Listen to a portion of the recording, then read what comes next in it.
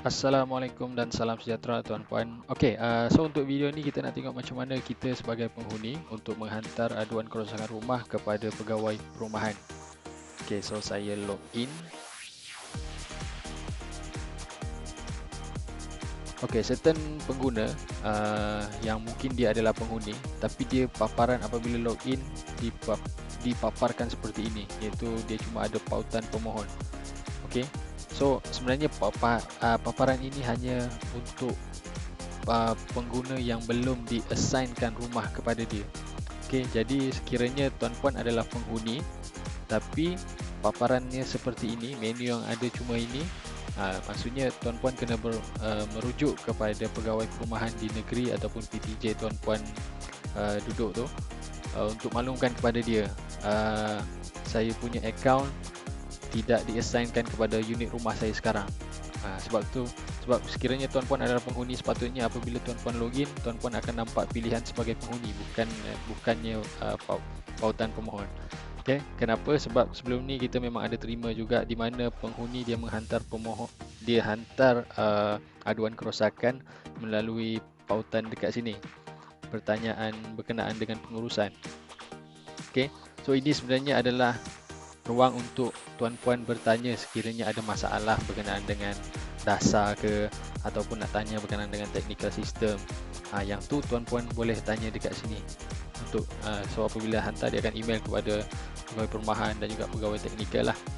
Tapi sekiranya untuk membuat aduan kerosakan, tolong jangan buat dekat sini. Bukan dekat sini, sebab pegawai perumahan di negeri PTJ tuan-puan tak akan nampak pun aduan kerosakan tuan-puan tu.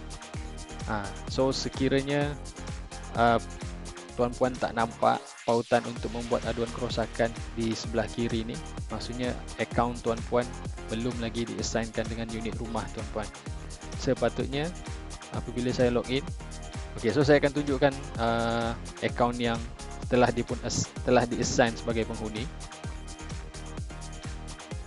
Ini saya login menggunakan akaun yang merupakan penghuni quarters dan telah diassignkan unit rumah lah. Jadi apabila anda login dan nampak pautan dan apabila anda login dan dapat melihat pautan penghuni ni, so makanya tuan adalah betul lah adalah merupakan penghuni. So tuan-puan boleh klik dekat maklumat unit rumah dan pastikan unit rumah yang diassign kepada tuan-puan tu adalah betul. Blok B dan dekat mana unit rumah tu. So daripada pautan penghuni ni juga tuan-puan akan nampak link untuk aduan kerosakan. So kita klik dekat situ dan dia akan nampaklah senarai aduan yang kita dah pernah buat, dan sekiranya ada aduan yang pernah selesai, dia akan masuk dekat sejarah aduan. Jadi macam mana untuk kita hantar aduan? Kita boleh catatkan dekat sini berkenaan apa dengan kerosakan kita. Contoh berlaku rumah. Okey, ini sebagai contoh saja, so saya pun klik hantar.